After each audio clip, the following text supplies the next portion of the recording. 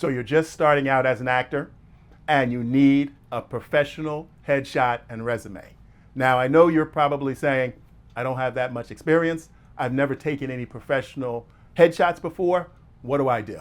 I'm going to answer that for you. I remember back when I was first starting out, and this was many years ago. I've been an actor for over 35 years. And I still remember taking my very first headshot session. Now, I didn't know what to do.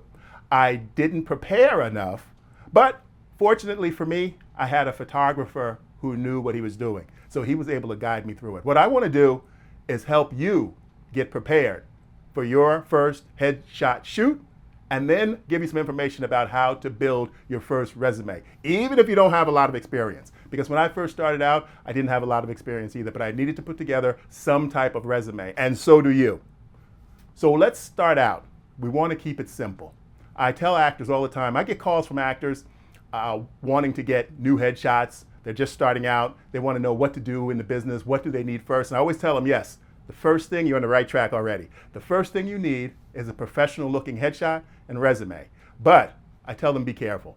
You don't need to go to get a $1,000, $1,500, a $2,000 headshot shoot when you're just starting out. It's not worth it. It's not worth it.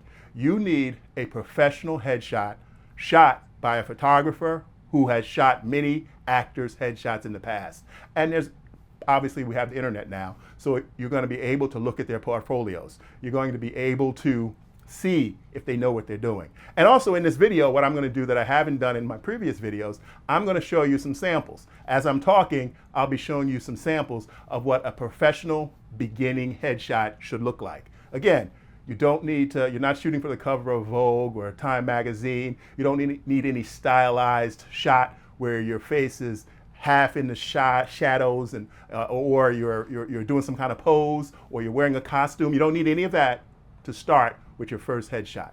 Now, I'm going to show you some samples. Again, like I said, I'm showing them to you right now. You should be able to see. These are professional headshots for someone who is just beginning in the business. Now, take a look at a few of these. You can see the person clearly. They're not doing any fancy pose. They're not wearing any kind of costume. I know it's tempting as a new actor to want to dress up. You want to put on the doctor's, and in the beginning of my career, I made that mistake also. You want to put on the doctor's lab coat. You want to put on a police uniform. You want to put on a fire uniform. You want to put on a doctor in surgery with the mask.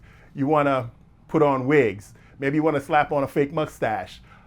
No, you don't need any of that. That's unprofessional when you're first starting out.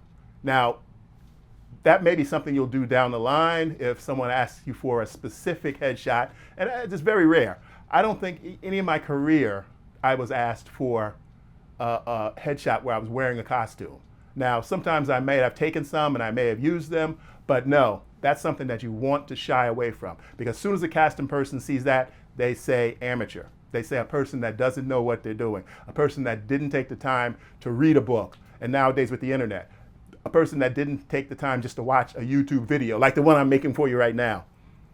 You need a professional, clean headshot that actually shows what you look like. I know, and women, I know it's tempting to get a lot of makeup on, where you're overly done, where it doesn't look like you. The worst thing, and it happens to men and women, I can't just say women, but mostly you don't want to show up for an audition, or nowadays a Zoom audition, or a self-tape, and they look at the headshot and then they look at the self-tape, or they look at the headshot and they look at you walking in the room and they say, who's this? This is who I wanted, on this headshot. And you come in and you don't look anything like your headshot. I know nowadays we have these tools that can retouch photos. You want to stay away from all that stuff. You need to look how you really look, because that's who they're looking for. You need to represent yourself authentically. You need to look like your headshot. That's enough that I'm going to say on that, because I can go into a whole separate video on that. And I might do that at some point, because with artificial intelligence, we're getting so far away where people can submit artificial intelligence generated headshots to represent them. No. Natural lighting always wins the day. If you can find a photographer who can excel in natural lighting, then that is great. You don't want to be in bright sun, obviously. You don't want to be in a situation where you have to squint because the sun is so bright. Natural lighting makes you look more pleasant, more inviting, more open, and it shows the real you. But not necessarily, you don't have to. I very rarely shoot my headshots with natural lighting, but I go to photographers who can duplicate that, who can control the lighting, because control lighting is more important. Now, they may use daylight balanced lights, which represents the sun, but they control the lighting so that you look natural, you look realistic. You don't have any dark shadows or bags under your eyes. You don't have any spots of your face that can't be seen. Look at some of these photos that I'm showing on the screen right now. All well lit, all professional, all natural looking photos. Now, what I want to show you too, I'm going to show a few samples. These photos I'm showing right now are photos who are not professional looking. This is an example of what you don't want. About a month ago, I had a young actor contact me. He was interested in, I forgot who referred him to me, but he contacted me and he wanted me to review his headshots. He had just had them taken by his brother. So right there, that was a red flag. I didn't ask him if his brother was a photographer, but when he said my brother, I already assumed that his brother may have a smartphone that can take good snapshots, and so he thought that he could take his headshots with it. So I said, send me the headshots, I'll take a look at them. And they were all dark, they were moody, they were kind of X-File type photos where you could see part of the face is in shadow, the background is black, so those are not what you need. Here's a couple of samples up here of bad photos. I want you to take a look at them. You can't see the person's face well. The photo is, person is maybe too much in profile, you can see that. The person is too far away. They may be too close to the image. So these images you're looking at right now are all images you want to avoid. These are what you don't want. These are what you don't want. You want professional photos that look like you look. I'll show a few more examples right now. You can see the person's face. You can see their eyes clearly. You see a nice smile. You can actually have some serious looks because you want to have different looks, but you're going to be able to see them clearly. It's going to be framed professionally. The lighting is going to show that the photographer knows what he's doing, because the agent or the manager who may be requesting these photos from you they have a standard. They don't want to send out unprofessional photos either, because once the casting people see them, they'll say, oh, this manager or this agent, they don't know what they're doing. Why would they send me photos of this actor or actress that don't look professional? They're snapshots that were taken at the beach. They're snapshots that were taken at a party. They're snapshots that were taken in one of those photo booths at the mall. You need professional, clean, clear headshots to represent you professionally. So you want to go online. Here's something that you can really do easily too. Go online, look for professional headshot photographers, and start looking at their work. Look at their portfolios. See the quality of photos that they take. Find people that are your type and see how their photos look, and see what the background looks like. See how well lit they are. See what clothing they have on. And you don't want to do anything, clothing that's too revealing for young ladies or men. You don't want to have your shirt buttoned open and gold chains, and this is not the 1970s anymore. You don't want to have the t-shirt on and doing all the muscle shots. Those are good for supplemental shots, but those should not be your main headshot. They should not be your main theatrical shot, or they should not be your main commercial shot, because that's what you want to start out with. Professional, clean, clear, quality photos. And again, the photographer doesn't have to charge you. You don't have to go to the top flight photographers who charge $1,000 for a session, $1,500, $2,000 and up. I've heard people pay $1,500, $1,400 for a photo shoot. And I'm not talking about working actors who are very successful and bringing in the top flight photographers. You don't need that to start with. So get that straight. I know it's tempting. I know some people think if I'm not paying top dollar, I'm not getting top quality. But the beauty of the internet nowadays, you can see portfolios. You can pick photos before you go, which I always recommend, that you like, and get in contact with the photographer. I had some headshots done, some new headshots done recently, probably a little over a month ago. And that's what I did. I found this new photographer. I've had a photographer that I've been with for years, so I decided to switch things up. And I found a new photographer, and I scrutinized his book, his portfolios. I went through his website, every page of his website, read his rules and regulations, when he can shoot, when he can't shoot. Very thorough. And then also what I did was, sometimes you want to find out, you just want to talk to somebody in person too. Once you go through all their material, and tell them, reach out to them. I'd like to do a really short phone call with you to ask you a few questions. I went through your website. I like your work, but I just like to have that real person connect with a real person's voice. And usually they'll do it. Usually they do it. And I say to myself, if the photographer can't take, 3 or 4 minutes to talk to you on the phone, then you might not want to book with them. But that's not always the case. So that's just me. I like to talk to people.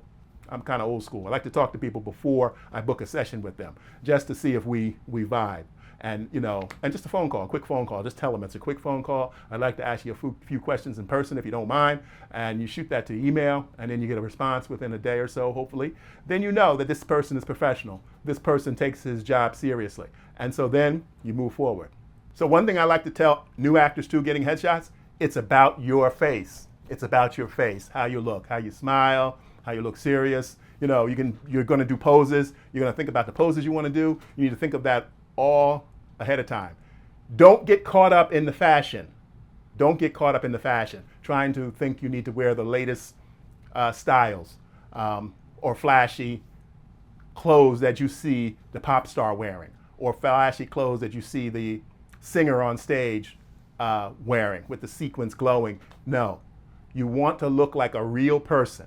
You can bring what photographers call it looks. Sometimes you get 3 looks, sometimes you get 5 looks, depending upon how much you pay for your session. So say, for instance, my last photo shoot, I had 5 looks. So I brought a businessman style shirt. I brought a shirt and an old vest that kind of looked like a grandfather. I bought a work shirt, kind of like what I have on here, for a blue collar look. And then what else did I bring? I brought a tech look. I brought one of my nicest dress shirts, and I used that as the tech guy look. So I brought 5 different looks. But you want those looks to look like real people. You're not going in there to, have, like if you're a singer on stage, you're not going in there like you're doing a halftime show at Madison Square Garden.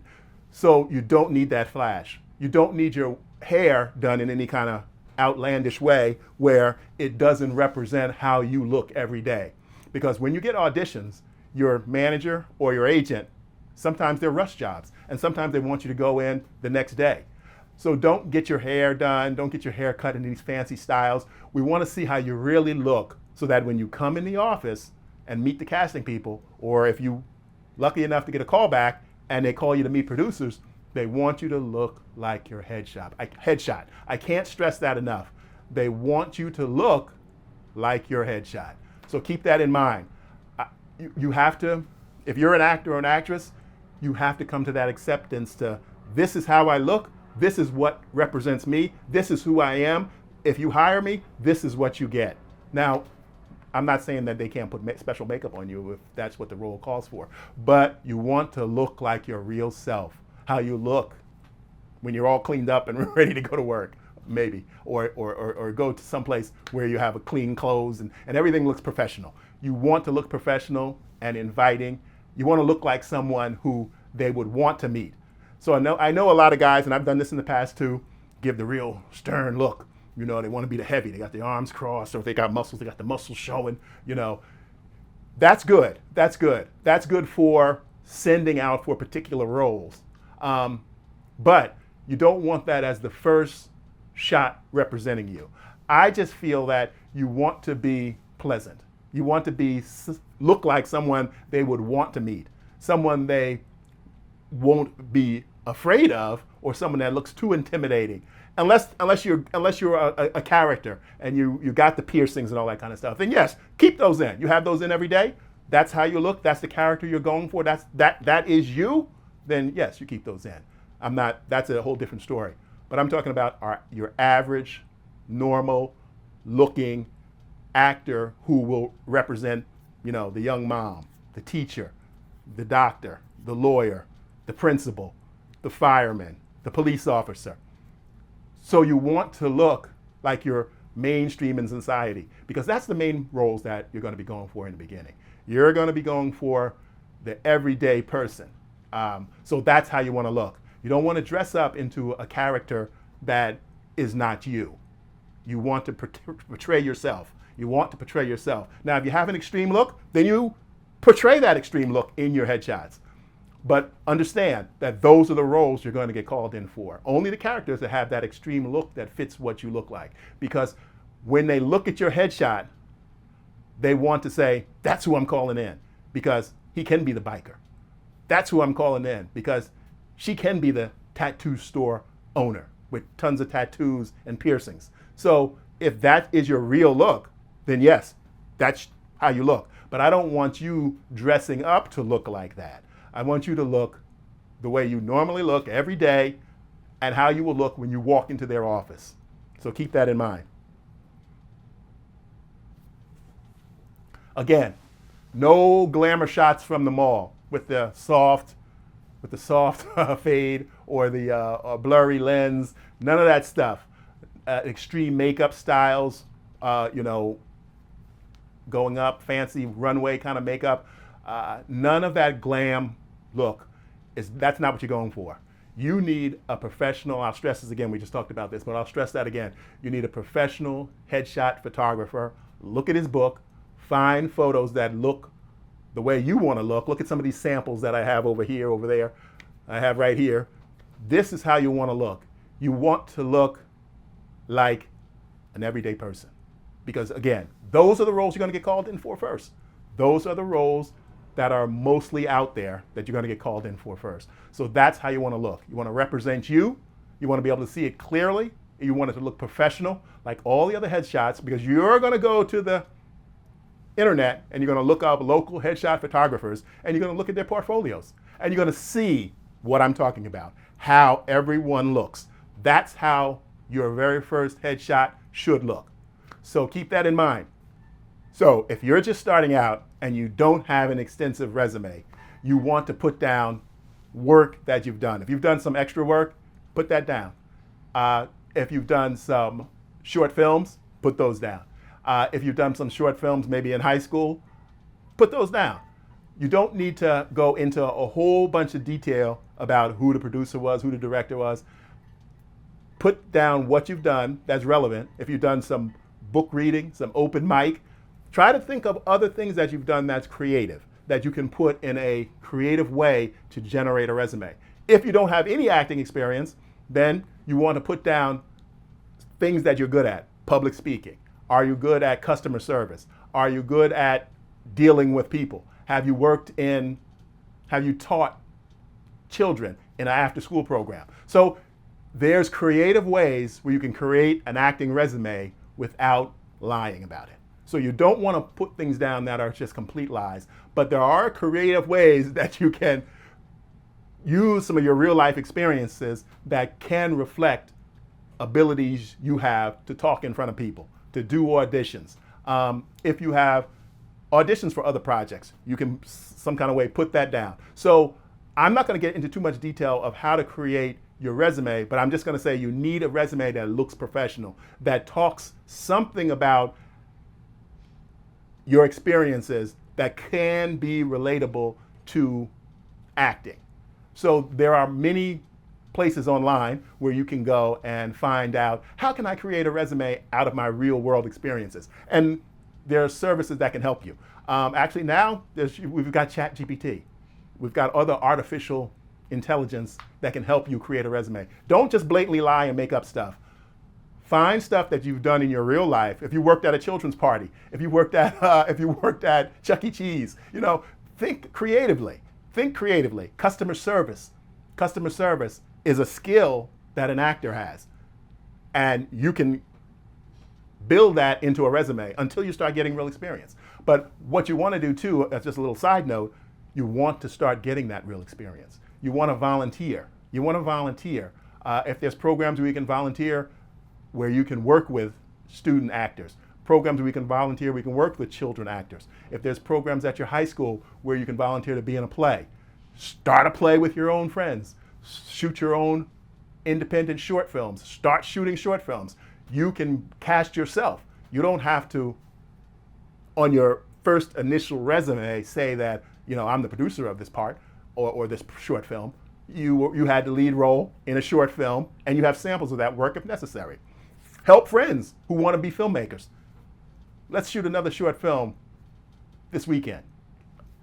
All of those things can be used on your resume. So you have to be creative. You have to take that initiative to build up your resume. Again, you don't want to just put straight lies on there. No, you don't want to start your career off that way.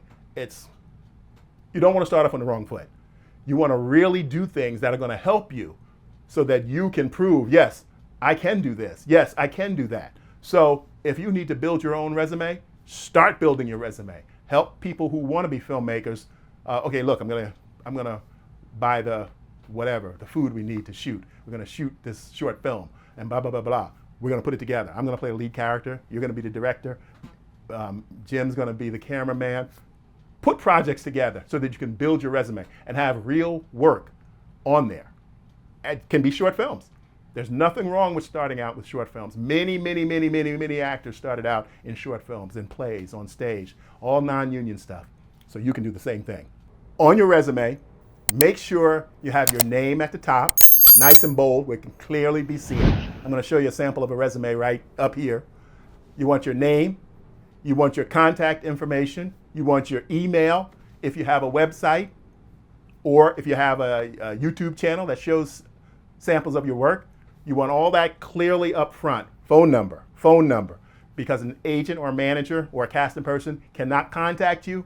Some like to call, some like to send email, some like to look at samples of your work before they even call you. So if you do have video, you want to have that prominently somewhere at the beginning of your resume, right at the top, so they can look at that.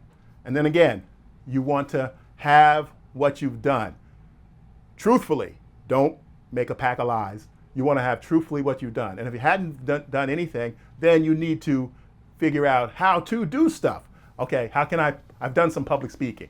I've done, public readings, or I've done lectures, or whatever you've done that's even remotely related to acting, entertainment, singing. I know how to play the guitar. I've done an open mic, that kind of thing. So you want to have those things listed right at the top of your resume. You want to have it professional. Again, you'll see some samples I have right up here of resumes, and you'll be able to go on Google and find as many samples of resumes as you need. Look at them. Find resumes of people who are just starting. See what they put. Get those ideas. Use artificial intelligence. Now that we have it, use it, not to generate a pack of lies for your resume, but use it to take what you've done and make that into skill sets that can translate into an actor or an actress. Again, for your resume, as you get more content, keep updating it. Resume is just a piece of paper that you're going to type on your word processor or on your computer in a Word document. Keep it nice professional format, but always add to it. Every time you do something, update it. If you're on Actors Access, or if you have a listing on Backstage, keep it all updated. Keep all your credits updated. If you have an IMDb, once you get some credits, I recommend getting an IMDb account and adding to it. Keep everything up to date. Keep your phone number up to date. Keep your email up to date. However they're going to contact you, keep that up to date. If you have a website, keep that up to date. But make sure you continually add whatever you do to your resume so that you can build that resume. And as you get professional work, the professional work will go at the top, and the rest of the stuff will start moving down. So start your resume. If it's very slim, start creating content to put on your resume. Here's a short film. They don't need to know that the short film was shot in one day, in one afternoon, in your brother's apartment. Create content to build your resume. Volunteer to be in people's productions, to build your resume. Help people other ways. Maybe you know a filmmaker. Help him small little bit financially. Look, I'll fund this short film. We'll shoot it in the afternoon. I want to be the lead character. Think creatively. Get work. Make it good. Make it good, because it's going to represent you until you have professional work to erase all the amateur work you have. So A lot of times people have an idea of, okay, if I don't have anything, should I show this short film that I did? It has to sound good and look reasonable. Nowadays, the equipment is so advanced, you can shoot on an iPhone. You can shoot something that looks really professional on an iPhone or an Android phone.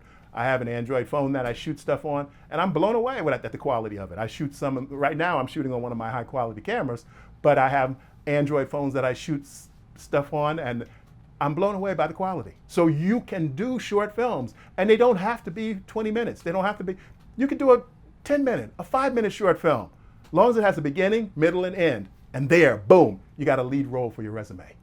Be creative, build your resume. Find work, make work, so that you can build that resume, and when someone asks, I need to see a sample of your work, you'll have 2 or 3. Make something drama, make something comedy, make something maybe in between that represents your best work. And when you're doing these, even though it's not television quality production, make sure the sound is good, make sure the lighting is good. Don't get all fancy. You want it to look, just like I told you in the beginning about your headshots, you want it to look like you. You want them to be able to tell that it's you. In the past, I've shot some short films that I've worked with people who were non-union students and stuff, and sometimes some of it is good, some of it you can't use. But if you're working with people and you tell them right up front, I want to use this for my resume and for my demo reel. So yes, you tell them, we don't need the fancy camera swinging this way, and we don't need the gimbal where a camera's circling my head. We want to have nice traditional shots, wide, medium, close up, because it's about my performance, not about the fancy camera work. So make sure you understand that. Sometimes you may have to develop your own projects so that you can get the footage you need. There are people out there that shoot demo reels for actors. I used to do that all the time. I used to shoot demo reels for actors. Sometimes that can get expensive and you're just starting out. I'd recommend doing some that you initiate first before you go to a pro and hire them to shoot your demo reels. I know it's more difficult to do this stuff on your own, but when you're starting out, it's valuable. Actors need to know, even though you don't want to be a camera person, even though you don't want to be a director, even though you don't want to be a writer, it's good to know all of this stuff as you're building your resume. You're more well-rounded as an actor. You're more aware of what it takes to make a project. You're more aware of what it takes to perform in a project. You know, get a friend who wants to be a director. Get a friend who has a camera and wants to shoot. Get a friend who knows a little bit about sound or willing to learn about sound. So it doesn't have to be really elaborate. Again, you can keep it really simple. You can shoot with an iPhone or an Android phone. I keep saying iPhone because it looks so darn good. The footage looks so good. And when you're doing the dialogue, you're closer to the camera. You're doing the shots. Don't get extremely close, but you're closer to the camera so that the sound will come out good. You don't shoot scenes where the camera's all the way across the room and people can't hear you, because they stop looking, they stop watching. Sound is just as important as the visual. So if you're delivering dialogue, you want to be close to the camera. Ideally, you want to have separate sound. You want to have somebody on the sound with a boom pole. But if you can't afford all that, still shoot. Figure out ways. There's so much knowledge here on YouTube. So much knowledge here on YouTube. How can I shoot a short film for no money? I have some of those videos on my channel. Then there's people out here on YouTube that have more elaborate videos than I have about production, where they give you all these tips and tricks. So I know it sounds like a lot of work, but you're a new actor. You need to learn this stuff.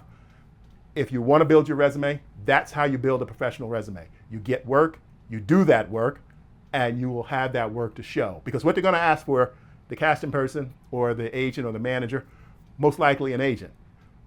Let me see your headshot, let me see your resume, and I need to see some samples of your work. So you need to get some work together, even if it's, stuff that you initiated. You want to get that together. And don't worry, they'll tell you the pieces that are good and the pieces that are bad, because all you need are short pieces. You don't need a gigantic reel. You're going to have little clips from each short film that you did, showing you delivering dialogue, showing you in scenes. And sometimes you can get away with having a monologue in there, mixed in there, back and forth, so that they can see you just delivering dialogue. They can see you just on camera doing a scene. So I have a video also that you can watch about monologues. Find that on my channel. But again, building that resume is important. Don't build it with a pack of lies. Do the work. There's no reason with the technology we have nowadays that you can't get together with minimum 2 people, 1 actor, you, and someone behind the camera, and you can shoot some footage and you can build your resume. I have a short film I was a lead in. They're not going to press you. They want to see it. They want to see how you deliver the dialogue, how real you are, how convincing you are, how compelling you are. That's what they're looking for at the beginning. And there's no need, you tell them I'm brand new, I haven't done that much, but here's what I have. You have that professional headshot. You're going to go to find a photographer, look at his book. You're going to find work that he has on there that looks professional, like the video, like the still photos I showed you in the beginning of this. You want them to look professional. You can't get cousin Jimmy with his iPhone, even though the iPhone looks good. He can't take your headshots that are going to look the way they need to look. So you got to spend a little bit of money. And again, don't get caught up spending your very first photo shoot $1,000, $1,500, $2,000 for a headshot. It's not worth it when you're just starting out. It's not worth it. Don't do it. That might be something that models do, but you're talking about being an actress or an actor, brand new. You're not talking about, going for a Vogue photo shoot where you need a whole book, a portfolio book of all shots you've taken all around the place. Actors don't need that. So don't let any photographer talk you into that. That's something you don't need right away, unless you're a model. And I'm not giving information out for models. I really don't know anything about modeling. So again, professional headshot, you know what they should look like. I've shown you. Go online, go to Google, look for some local photographers, look at their work, see if it matches up with what you need. And a resume. If you don't have anything, if you haven't done anything, make sure you have your name, contact information. You need to get a website. If you're on Actors Access, join it. If you're not, casting networks, there's other casting services. I prefer Actors Access. And also, there's Backstage. I'm on Backstage too, but I rarely use it. They have a free account. You can get that too. Put some photos up there. Get all those contact information right at the top of your resume. So if someone wants to contact you, they can contact you. And then figure out what you've done that can be creatively rewritten into work that could represent an actor, that could be something an actor would do. So that, and then get to work. Create content. Create short films for yourself. Give yourself the lead role, but do a good job. Cast yourself, but do a good job. Produce it yourself, but do a good job. Hire the camera person, but do a good job. Hire the sound person, but do a good job. Edit it yourself, but do a good job. I'll see you in the next one.